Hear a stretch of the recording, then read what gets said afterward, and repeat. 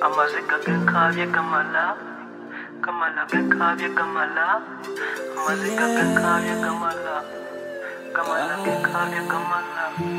Nakakana nafuna wentula nsobola okwetegereza nga ngamba nti osanga kyendaba kiringa ekifu nanyogoga nga na buli kafunda mwempita bakukulisa kunewala katugambe kye nali ndaba eno mu nsi yange ebigambo bingi byayita nga tewali kisaasira nze omutima gwange gwaluma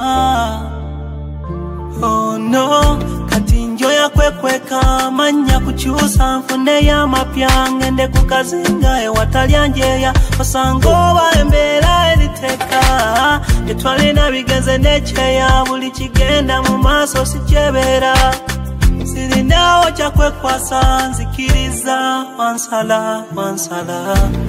wansala ebintu byewalinga weeyama wabilekawo n'ototya nogenda n'ofunayo omupya kasuubire nti wakuta olinywerera kwoyo nyabula nze kanzikirize nti wansala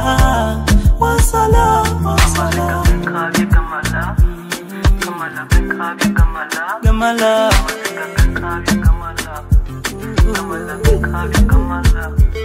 wena kukwasa obwesigwa mu byenasuubira temwali kwejjusa kati ndi mu maziga gweyo weesesa lemihopu gegolina tomuzanyise kino ne mu byafaayo kirisomebwako nti nowaabayo omuntu eyasuule yali amufaako n'essuubi ne ligwawo okongulajuletinga bravo ne gwe walonda kufitinga byebyo leka nsuubire kali muzikira mu nsana yange agambe wansala ebintu byewalinga weeyama wabilekawo n'ototya nogenda n'ofunayo omupya kasuubire nti wakuta olinywerera kwoyo nyabula nze kanzikirize nti wansala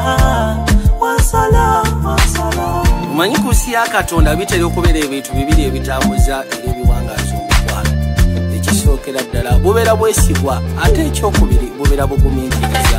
Bw'oba wasalawo okwagala omuntu naye n'akwagala back kiba kitegeeza nti yakwesiganaku omutima gwe naawe n'omuwogo gwo. Naye ekisinga byonna bugumiikiriza. Mu relationship tusiikana ebintu bingi, tulaba ebintu bingi, tukemebwa mu ngeri nnyingi, naye ate bwe tussaamu obugumiikiriza tusobola okugezaako kusiikana ebirungi bingi.